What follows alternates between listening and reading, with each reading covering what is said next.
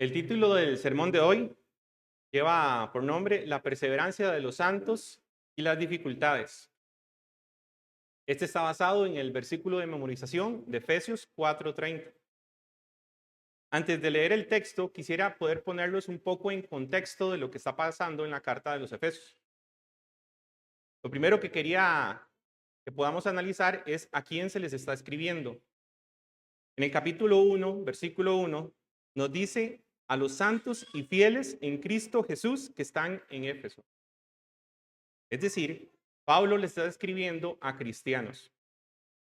Lo interesante de esta carta paulina, a diferencia de otras cartas paulinas, muchas veces se está refiriendo o está tratando de atacar Pablo alguna herejía o algún pecado escandaloso. A diferencia de esas cartas, la carta de Éfeso, Pablo enfatiza un punto principal y es la unidad. De los capítulos del 1 al 3 son temas exclusivamente doctrinales, mientras que del 4 al 6 son temas prácticos. El segundo contexto que quiero que podamos tener en mente es lo que nos dice en el propio capítulo 4, en el versículo 1 y 3. Nos dice, yo pues, preso en el Señor, os ruego que andéis como es digno de la vocación con que fuisteis llamados, con toda humildad y mansedumbre, soportándoos con paciencia los unos a los otros en amor, solícitos en guardar la unidad del Espíritu en el vínculo de la paz, un cuerpo y un espíritu. Nos está hablando sobre la unidad, y unidad sobre todo con aquel consolador. Solamente un consolador que es dado exclusivamente a los creyentes para vivir en unidad con él y con todo el cuerpo. Finalmente, el último contexto que quisiera que podamos tener presente en esta tarde es a partir del versículo 17 y 19, que nos dice, esto pues digo y requiero en el Señor, que ya no andéis. Nos está hablando de forma negativa, ya no andéis como los otros gentiles que andan en la vanidad de su mente, teniendo el entendimiento entenebrecido, ajenos de la vida de Dios por la ignorancia que hay en ellos. Se entregaron a la lascivia para cometer con avidez toda clase de impureza. Perdón, creo que me salté un párrafo por la dureza de su corazón, los cuales, después que perdieron toda sensibilidad, se entregaron a la lascivia para cometer con avidez toda clase de impureza. Es decir, el tercer contexto que quiero comentarles es que Pablo está hablando de aquellos que nunca han tenido la gracia y la misericordia de Dios. Nos dice que están entenebrecidos, sin sensibilidad de lo malo, entregados a la lascivia y a la vanidad de su mente. Para recapitular, quiero que entonces tengan en mente, Pablo está escribiendo a creyentes en Éfeso. Después nos está hablando sobre la unidad. El contexto práctico del capítulo 4 nos está hablando sobre la unidad que debe existir verticalmente con Dios para que pueda existir una unidad horizontalmente con toda la iglesia. Y finalmente, el contexto más cercano del pasaje nos comenta cuál no es la conducta de un creyente. Como les decía, el texto base para el día de hoy es Efesios 4:30. Los invito a que puedan ir a buscar en sus Biblias este pasaje.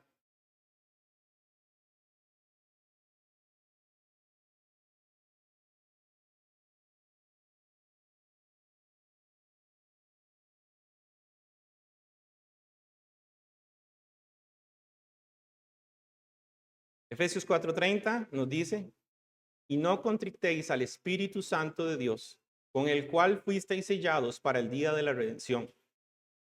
Este texto sirve para sustento y afirmación de lo que nos dice el capítulo 17, párrafo 3 de la Confesión Bautista de Fe de Londres de 1689, que apoya la doctrina de la perseverancia de los santos. Por lo cual quiero analizar este pasaje a la luz de toda la escritura y de la confesión. Este sermón va a estar dividido en dos puntos principales.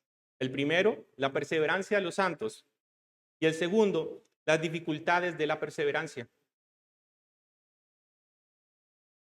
El texto nos dice, con el cual fuisteis sellados para el día de la redención.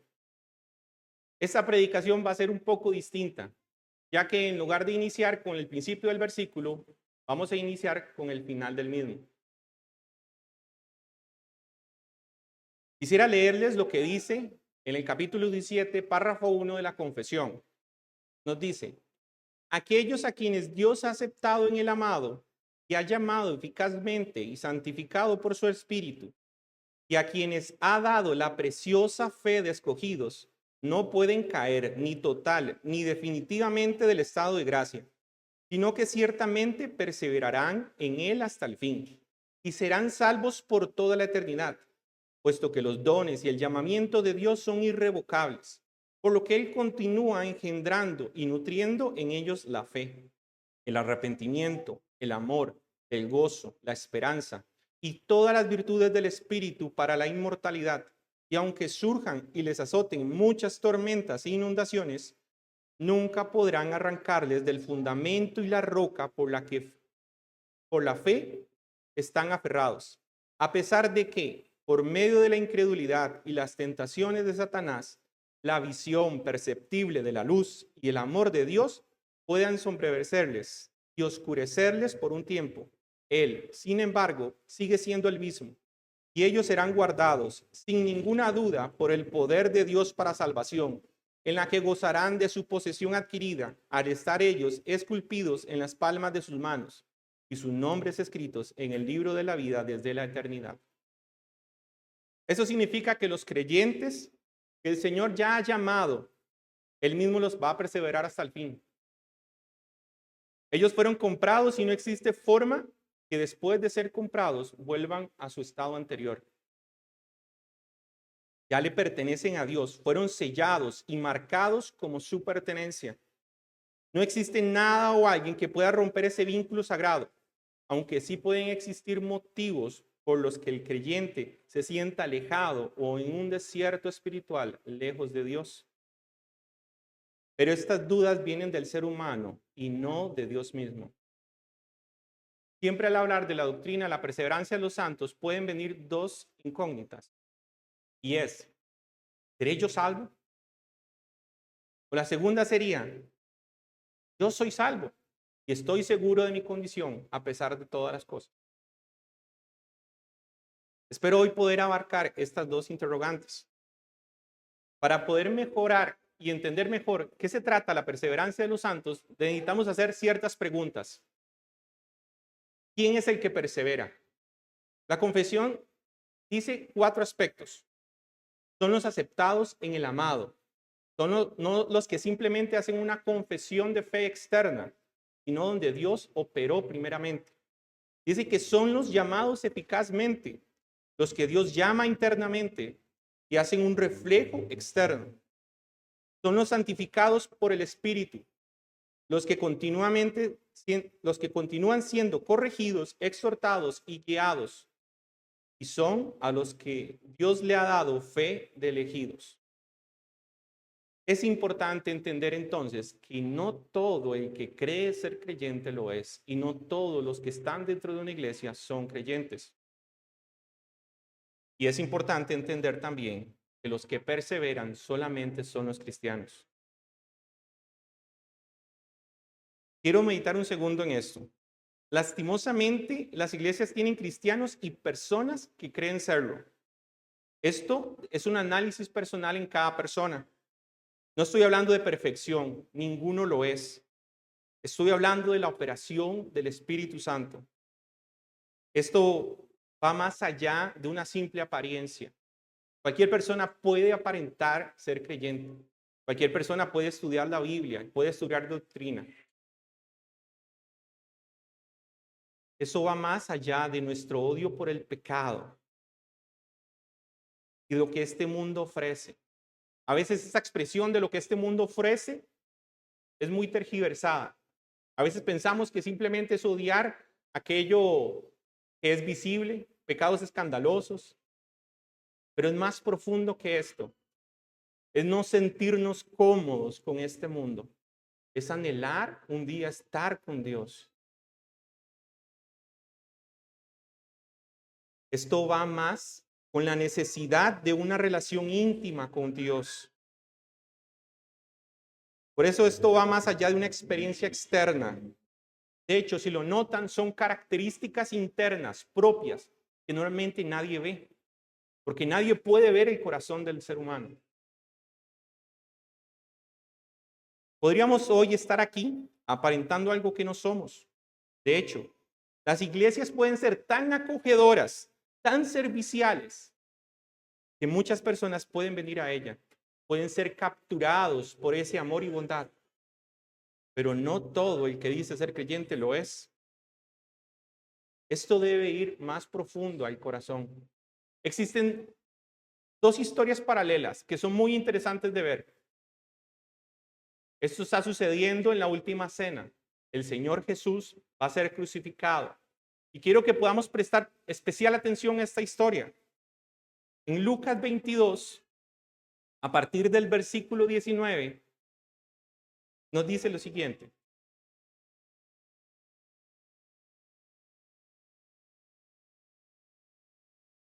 Y tomó el pan y dio gracias y lo partió y les dio, diciendo: esto es mi cuerpo que por vosotros es dado.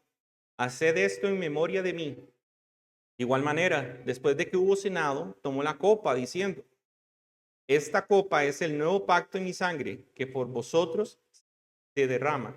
Punto. Entonces, quiero poder llevarlos a este contexto. Cristo sabe lo que va a acontecer ahorita. Él va a ser sacrificado, él va a ser muerto por su pueblo. Y después de decirle esto a sus discípulos, hace un punto y dice: mas he aquí, la mano del que me entrega está conmigo en la mesa. El Señor está hablando primeramente a Judas sobre su traición y su pecado. Pero no ignoremos que ya Judas sabe esto. Versículos antes, en el versículo 4 y 5 nos dice: y este fue y habló con los principales sacerdotes y con los jefes de los guardias de cómo se lo entregarían. Ellos se alegraron y se convinieron con él darle dinero. Ya Judas sabe su pecado y no tiene remordimiento, aún sabiendo que Cristo va a ser muerto. En el versículo 31 también nos dice: dijo también el Señor: Simón, Simón, he aquí Satanás os ha pedido para zarandearos como a trigo. Y él le dijo, en el versículo 34, Pedro, te digo que el gallo no cantará hoy antes de que niegues 3 veces que me conoces. Ahora está hablando a Pedro. Nuevamente habla de su traición y pecado. 2 personas, Pedro y Judas, ambos expuestos al pecado. Ambos caminaron con Dios y vieron a Dios mismo. Uno es creyente y el otro no. Hoy muchos expuestos al Evangelio y a su palabra. Hoy muchos están siendo expuestos al Evangelio. Pero eso no quita el mismo principio, que no todos aquí son creyentes. Por lo que es importante definir quién perseverará. Solamente los redimidos por Dios. La siguiente pregunta que deberíamos de hacernos entonces es: ¿y en qué se persevera? Debe perseverarse en algo. Es la perseverancia de un estado de gracia, el estado de ser librado de la ira de Dios, estar bajo su amor y guía paterna. Es importante aclarar que esta perseverancia la provee Dios mismo, no el creyente. Es además perseverar en la fe, en amor, en arrepentimiento, en esperanza y en gozo. ¿Y por cuánto tiempo se persevera? La confesión utiliza el versículo Mateo 24, 13, en donde nos dice: mas el que persevere hasta el fin, este será salvo. Nos dice hasta el fin, no por un tiempo. No es que una persona puede ser creyente y luego abandonar la fe. La perseverancia es hasta el fin. La definición de perseverar es continuar haciendo algo a pesar de la dificultad u oposición que esto tenga. La vida cristiana es una lucha, es una guerra sin cuartel, muchos enemigos. Es correr la buena carrera, es guardar la esperanza que nos decía en la mañana el hermano Arles. Por lo tanto, no debemos dudar de ser salvos cuando nuestra vida cristiana está llena de estos obstáculos. contratiempos y pecados que quieren impedir la santidad. Ya que esto es una muestra de un verdadero creyente, debemos tener especial cuidado cuando esto no se presenta en nuestra vida. ¿Por qué creer esta doctrina? ¿Qué me hace? ¿Qué fundamento me da para que yo pueda creer en esta doctrina? Primero, el decreto de Dios. Dios llama a sus elegidos desde la eternidad. Les provee fe para creer y arrepentimiento de sus pecados. Este decreto es inmutable, es decir, no cambia, ya que se continúa llamando hasta el fin. Romanos 8, 28 al 30 nos dice: y sabemos que a los que aman a Dios, todas las cosas les ayudan a bien. Esto es, a los que conforme a su propósito son llamados, porque a los que antes conoció, también los predestinó para que fuesen hechos conformes a la imagen de su Hijo, para que Él sea el primogénito entre muchos hermanos. Y a los que predestinó, a estos también llamó. Y a los que llamó, a estos también justificó. Y a los que justificó, a estos también glorificó. Dios ha dado un decreto en la eternidad en la cual ha escogido a aquellos que Él ha designado. Segundo, debemos creer en la perseverancia de los santos por la obra y redención de Cristo. Romanos 5, del 8 al 10 nos dice: Dios muestra su amor para con nosotros, en que siendo aún pecadores, Cristo murió por nosotros. Pues mucho más, estando ya justificados en su sangre, por Él seremos salvos de la ira. Porque si siendo enemigos fuimos reconciliados con Dios por la muerte de su Hijo, mucho más, estando reconciliados, seremos salvos por su vida. Somos justificados por la sangre del Cordero. Somos salvados de la ira y reconciliados por la muerte del Hijo. O Juan 10, versículo 27 al 29 nos dice: mis ovejas oyen mi voz y yo las conozco y me siguen, y yo les doy vida eterna. No perecerán jamás, ni nadie les arrebatará de mi mano. Mi Padre que me las dio es mayor que todos, y nadie puede arrebatar de la mano de mi Padre. La obra de Cristo, una vez realizada, es inalterable, inviolable. Es el poder de Cristo en el creyente el que lo persevera. Tercer punto, es la perpetuidad de la morada del Espíritu Santo. Primera de Juan 3 al 9 nos dice: todo aquel que es nacido de Dios no practica el pecado, porque la simiente de Dios permanece en él y no puede pecar porque es nacido de Dios. ¿Y dónde está el Espíritu? El Espíritu es la simiente de Dios implantada en el creyente. Es el Espíritu Santo el que hace que el creyente tenga vida. Es el Espíritu Santo el que permite la morada, la perpetuidad. El texto que hoy estamos leyendo nos dice en el cual fuisteis sellados. La palabra sellar en el griego tiene tres ideas relacionables. Es decir, ella significa autentificar algo como genuino, proteger algo de manipulación y marcar como posesión de alguien. Cuando este significado se aplica al Espíritu Santo, la perseverancia de los santos tiene mayor profundidad, porque esto quiere decir que somos autentificados con la redención de Cristo por el Espíritu. Somos protegidos de manipulación cuando el Espíritu Santo mora en nosotros, y somos marcados como posesión suya cuando el Espíritu, como simiente, está en nosotros. Es sumamente interesante ver el ejecutar de la obra trinitaria, ya que en el decreto de Dios vemos al Padre para la perseverancia de sus hijos. En la obra y redención de Cristo, el Hijo, hemos ejecutado la perseverancia, y en la morada del Espíritu, la perseverancia para la iglesia. Finalmente, ¿por qué creer en la doctrina? Por el pacto eterno realizado por la Trinidad. uno de los fundamentos como creyentes y especialmente como bautistas que debe afirmarnos como una firme ancla para nuestras vidas y un descanso y consuelo para nosotros es saber que Dios desde la eternidad ya había planeado todas las cosas. Hebreos 6, del versículo 16 nos dice, porque los hombres ciertamente juran por uno mayor que ellos, y para ellos el fin de toda controversia es el juramento para confirmación. Quiero que analicen esta frase. ¿Qué nos está diciendo aquí? Que los hombres cuando tienen una diferencia o discusión, cuando hay un juramento, eso hace que la discusión se resuelva. De hecho, yo lo imaginaba cuando yo era niño. Normalmente uno tiene un altercado y uno decía, bueno, yo juro por mi mamá que esto es así. O juro por mi papá que esto es así.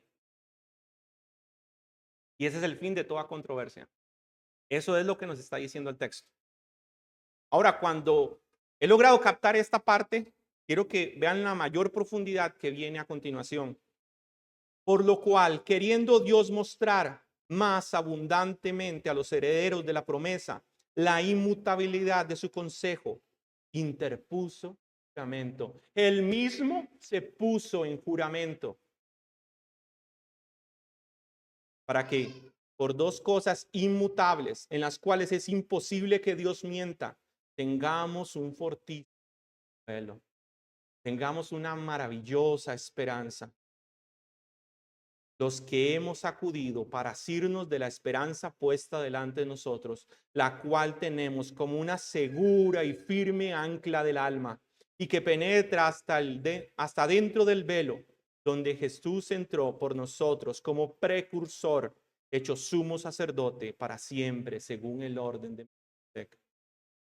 Dios se ha puesto a sí mismo como juramento y ha dado dos cosas inmutables. Él ha jurado darnos un heredero. Él ha jurado darnos a alguien que rescataría a su pueblo. Y nos ha dado también a un sumo sacerdote por la eternidad. La perseverancia de los santos apunta a una gran verdad. Y es que Dios es quien sostiene a su iglesia. Esto nos debe dar gloria a Dios al saber que no es en nuestras fuerzas, sino en su poder y en su decreto.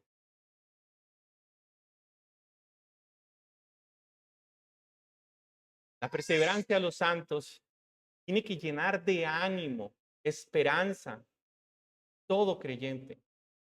El saber que ya no nos aguarda cualquier cosa o tener incertidumbres del que vendrá, sino que a los que Él ha llamado, Él nos va a mantener hasta el fin. Quisiera hablar ahora del segundo punto. ¿Cuáles son las dificultades de esta perseverancia?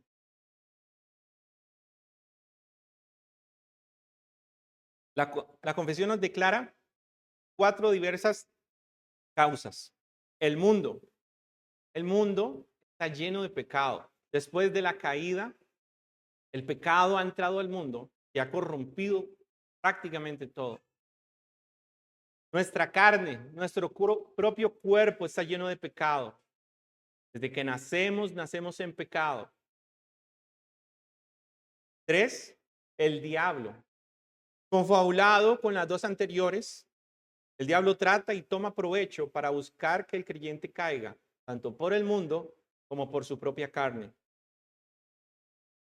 Y el cuarto punto, los descuidos de los medios de gracia, como la oración, Efesios 6:18, orando en todo tiempo, con toda oración y súplica en el Espíritu, y velando en ello con toda perseverancia y súplica por todos los santos. La palabra, Santiago 1:21, por lo cual, desechando toda inmundicia y abundancia de malicia, recibid con mansedumbre la palabra implantada, la cual puede salvar vuestras almas. La comunión con los creyentes. Hebreos 10:24-25. Y consideremos unos a otros para estimularlos en amor y a las buenas obras, no dejando de congregarnos como algunos tienen por costumbre, sino exhortándonos, tanto más cuando veis que aquel día se acerca. El ser parte de la iglesia local, fomentar el amor y comunión con los hermanos, y el ser partícipe de la cena del Señor son parte de la comunión como creyentes. Estas son las dificultades cuando no oramos, cuando no leemos su palabra, cuando no nos congregamos, cuando además respondemos a favor de Satanás, del pecado y del mundo. Esto nos debe llevar a entender que existen frutos de caída. El primer fruto de caída es el desagrado de Dios y el entristecer al Espíritu Santo. El principio del versículo de hoy nos decía, y no contristéis al Espíritu Santo de Dios. Es importante entonces entender primero, al final del versículo, la perseverancia de los santos, para entender lo que nos está diciendo ahora el texto. Y no contristéis al Espíritu Santo de Dios. Quiero que hoy podamos profundizar nuevamente en qué es contristar al Espíritu y que solamente el creyente es quien puede contristar al Espíritu Santo, ya que el Espíritu Santo solo puede tenerlo los cristianos. Para nadie es motivo de orgullo y placer que una persona nos entristezca. Creo que nadie se siente placentero que un hermano, una esposa, un hijo sea motivo de tristeza. Si yo hoy entristezco a mi esposa, yo no puedo esperar nada bueno. Y no puedo tampoco no dejar de comprender que esto va a afectar mi relación con ella. Por lo tanto, ¿qué tan grave es entristecer al Espíritu Santo? Entender que esto va a afectar mi relación con Él y mi relación con toda la unidad de la iglesia. ¿Por qué se entristece el Espíritu Santo? La expresión contristar tiene que ver con entristecer o insultar. Pero aquí debemos tener especial cuidado y quiero que puedan tomar mucha nota de esto. No podemos equiparar los sentimientos humanos con los de Dios. Nosotros tenemos mentes finitas. Dios es un ser infinito. No podemos atribuir a Dios nuestras imperfecciones o pensar que Dios puede cambiar. Dios no cambia, Él es perfecto. Él no está sujeto a emociones de la manera en que nosotros humanos estamos sujetos a ellas. Todo esto el Señor lo da por pura misericordia. Él quiere expresar de forma metafórica qué es lo que Él ve cuando nosotros pecamos. Es decir, esta tristeza del Espíritu Santo no afecta a Dios, nos afecta a nosotros. La expresión contristar al Espíritu Santo no puede hacerlo pensar usted que le está haciendo algo a Dios. Dios es perfecto. Él no se ve influenciado por nuestras emociones como nosotros. El contristar al Espíritu Santo afecta al creyente. Es interesante que Pablo en Efesios 4:30 está citando un pasaje del Antiguo Testamento. Para ello quisiera poder leerles a qué pasaje del Antiguo Testamento está citando. Él está citando a Isaías 63, 9 al 10. Les quiero leer la Biblia, la versión de la Biblia de las Américas. Él nos dice, en todas sus angustias él fue afligido, el ángel de su presencia lo salvó, en su amor y en su compasión los redimió, los levantó y los sostuvo todos los días de antaño. Mas ellos se rebelaron y contristaron su Santo Espíritu, por lo cual él se convirtió en su enemigo y peleó contra ellos. Palabras son interesantes. Desde Isaías nos está diciendo y contristaron a su Santo Espíritu. Pero creo que todavía necesitamos más contexto de qué está hablando Isaías. Si no, no tiene sentido. En el versículo 11 nos dice, entonces su pueblo se acordó de los días antiguos, de Moisés. ¿Dónde está el que lo sacó del mar de los pastores de su rebaño? ¿Dónde está el que se puso su Santo Espíritu en medio de ellos? El que hizo que su glorioso brazo fuera a la diestra de Moisés. El que dividió las aguas delante de ellos para hacer un nombre eterno. El que los condujo por los abismos. Como un caballo en el desierto, no tropezaron. Como a ganado que desciende al valle. El Espíritu del Señor los dio descanso. Así guiaste a tu pueblo para hacer un nombre glorioso. La desobediencia del pueblo de Israel, el pecado y la maldad, es lo que hicieron contristar a su Santo Espíritu. Quiero que puedan prestar más atención. ¿Por qué Pablo entonces citó a Isaías? Porque como el pueblo de Israel, nosotros también contristamos su Santo Espíritu. Porque pecamos, ofendemos su nombre constantemente. Dios rescata a Israel de la esclavitud de Egipto. Los defiende por todo el camino en el desierto. Les da el pan, el maná del cielo. Les da carne, aves del cielo. Les da agua, agua de la peña del monte Oreb. Los preserva de día como nube en el cielo y como en noche como fuego ardiente. ¿Cuál es la respuesta a ese pueblo? Desprecio y rebeldía.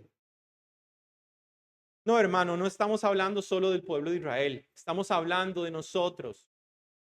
Pablo está acusando a la iglesia que así se ha comportado con Dios. Nosotros nos comportamos igual que ellos. El pan y el vino ofrecido, el cordero inmolado, el alimento espiritual, la cena del Señor, la oración y la escritura, muchas veces las tenemos en poco. Los medios que el Señor ha dado para fortalecer a su pueblo, los desestimamos, le tenemos poca importancia. Antes, para poder acercarse a Dios, solo unos pocos lo podían hacer, solo por medio de sacrificios y solo los sacerdotes. ¿Y qué decir de la intimidad que solo estaba guardada por Moisés? Pero ya no necesitamos sacrificios, porque Él fue el verdadero sacrificio. Ni necesitamos sacerdotes, porque Él es el verdadero sacerdote. Y ya no necesitamos intimidad, como lo hizo Moisés, porque tenemos su Santo Espíritu. Él es la simiente que ha sido implantada en el creyente. Pero igual que ocurrió con Israel, Pablo nos señala que nuestra conducta y desprecio de estos medios nos conducen a contristar su espíritu.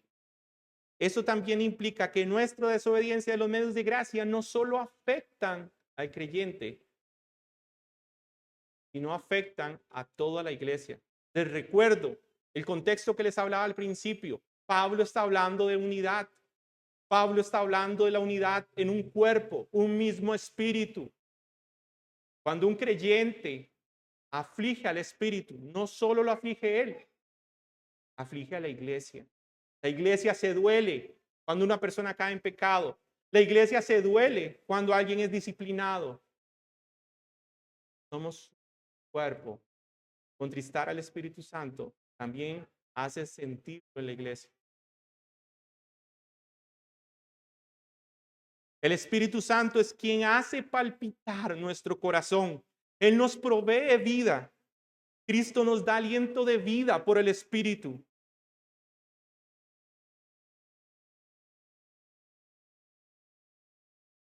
Entonces, ¿qué contrasta al Espíritu Santo? La desobediencia y ofensa a Dios por nuestros pecados, por no ejercer los medios de gracia. También nos dice que se dañan las virtudes. Salmo 51, del 10 al 12 nos dice, crea en mí, oh Dios, un corazón limpio y renueva un espíritu recto de mí. No me eches delante de ti, no quites de mí tu Santo Espíritu, vuélveme el gozo de tu salvación y espíritu noble me sustenten. Las palabras del salmista deben hacer repercutir en nuestras mentes. Vuelve el gozo, no me eches, no me quites. Los consuelos y las virtudes se dañan. Se endurece nuestro corazón y se hiere la conciencia. Salmo 32 del 3 al 4 nos dice, mientras callé, se envejecieron mis huesos en mi gemir todo el día, porque de día y de noche se agravó sobre mí tu mano. Se volvió mi verdor en sequedades de verano. O el Salmo 73, 21 al 22. Se llenó de amargura mi alma y mi corazón sentía punzadas. Tan torpe era yo que no entendía. Era como una bestia delante de Dios. Nuestro corazón se ve endurecido cuando hemos contristado su espíritu, cuando hemos fallado, cuando hemos pecado contra él. Y nuestra conciencia, como dice el salmista, se vuelve como una bestia delante de Dios. No podemos ser conscientes de nuestra maldad ni de nuestro pecado. Es imposible afectar la relación con Dios y no tener endurecimiento, hacer herir nuestra conciencia. Es imposible hacer su voluntad. Es ofendido el nombre de Cristo. Segunda de Samuel 12:14 nos dice, los pongo en contexto, después de que David ha pecado con Betsabé y todo se ha dado, David ha endurecido su corazón, Natán lo confronta y esto le dice, dijo David a Natán, pequé contra Jehová, y Natán dijo a David, también Jehová ha redimido tu pecado, no morirás, mas por cuanto en este asunto hiciste blasfemar a los enemigos de Jehová. Quiero que presten atención. Nuestra ofensa a Dios puede hacer blasfemar a los de afuera. Por lo cual eso también conlleva que se acarreen juicios temporales. El mismo versículo nos dice, mas por cuanto con este asunto hiciste blasfemar a los enemigos de Jehová, el hijo que te ha nacido ciertamente morirá. Natán se volvió a su casa y Jehová hirió al niño que la mujer de Urías había dado a David. Enfermó gravemente. Sabemos en la historia que este niño. Entonces, existen juicios temporales también. Sé que esto puede cargarlos a muchos, en especial si están en esta situación, en este momento. Pero también deseo que puedan seguir meditando en hecho, puedan terminar de escuchar este sermón. Debe existir una solución positiva para esto. En algún momento este mundo puede volverse tan cargoso que es imposible poder ver la luz. Hacer frente al pecado, a la ofensa a Dios y a su ley. Muchas veces yo creo que hasta hemos dudado de nuestra. Dudo poder perseverar hasta el fin. Y en especial cuando leemos textos, por ejemplo, como Mateo 7, muchos me dirán aquel día, Señor, Señor, ¿no profetizamos en tu nombre?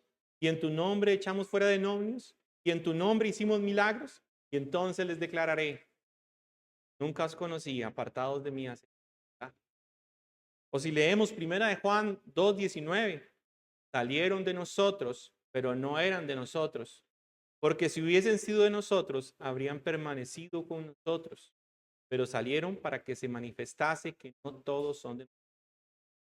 Ahora parece que estoy dándole la llaga. Parece que estoy hundiéndolos. Y esto puede ser abrumador y doloroso. Estos pasajes tienen una razón de ser. Y la razón es que la iglesia no puede asumir que todos son creyentes. Debemos ser claros. Las apariencias existen. El ejemplo de Pedro, Judas, es claro. Y algunos de los que hoy están aquí pueden pretender ser creyentes. Esta es una afirmación que no podemos omitir. Pero hermano, si tú eres de los que sufren profundo dolor y aflicción, eres de los que realmente siente dolor por su pecado, de aquellos que aún no entienden cómo la gracia de Dios no se ha apartado de nosotros, cómo en su misericordia aún nos perseveras en gracia. Hoy deberíamos de agradecer por eso, porque el Espíritu está. La confesión les dice, y aunque los santos, mediante la tentación de Satanás y del mundo, el predominio de la corrupción que queda en ellos y el descuido de los medios para su perseverancia, caigan en pecados graves y por algún tiempo permanezcan en ellos, por lo que incurren en el desagrado de Dios, en entristecer al Espíritu Santo, se les dañan las virtudes y consuelos, se les endurece el corazón, se hiere la conciencia, lastiman y escandalizan a otros y se acarrean juicios temporales, renovarán su arrepentimiento, serán perseverados mediante la fe en Cristo. Recordemos la historia de Pedro nuevamente. Esto son las palabras de consuelo más grandes que una persona pueda tener. Lucas 22:32. Pero yo he rogado por ti. Cristo le habla a Pedro. He rogado por ti para que tu fe no falte y tú, una vez vuelto, confirmes a tus hermanos. Ustedes pueden imaginarse el dolor profundo, la sequía que tuvo que enfrentar Pedro. Él traicionó a su maestro. Pudo no hacer un tiempo tan extenso como años, pero solo el tiempo que él tuvo que haber sufrido después de la traición, tuvo que llevarlo a una sequía espiritual gigante. Qué hermoso es escuchar las palabras de Cristo. He rogado por ti para que tú, y una vez vuelto, confirmes a tus hermanos.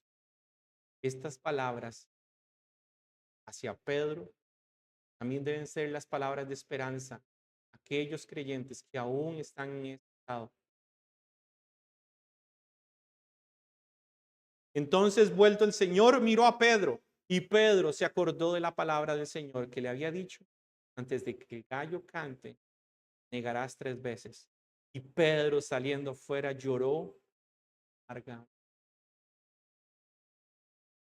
Esto debería de conmover cada célula de nosotros. Las palabras de Cristo cumplidas. Él cumple sus promesas. Fue no cayó. Él regresó. Él estuvo ahí. Él cumple sus promesas.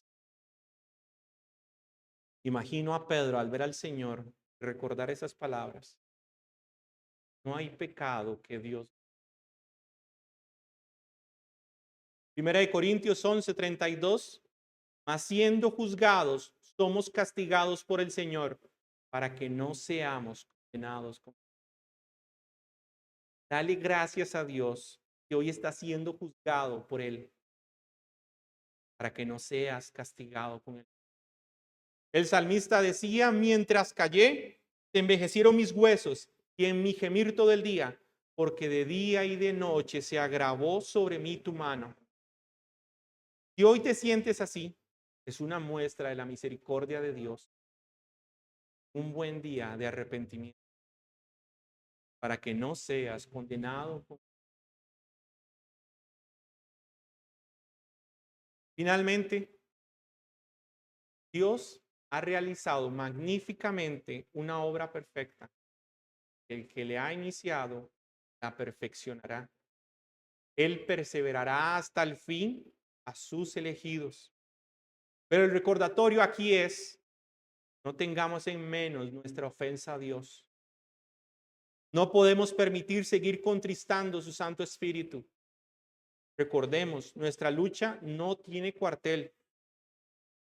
sigamos refrescando nuestros medios de gracia, la oración, la lectura, la comunión de los santos en el día del Señor, la cena.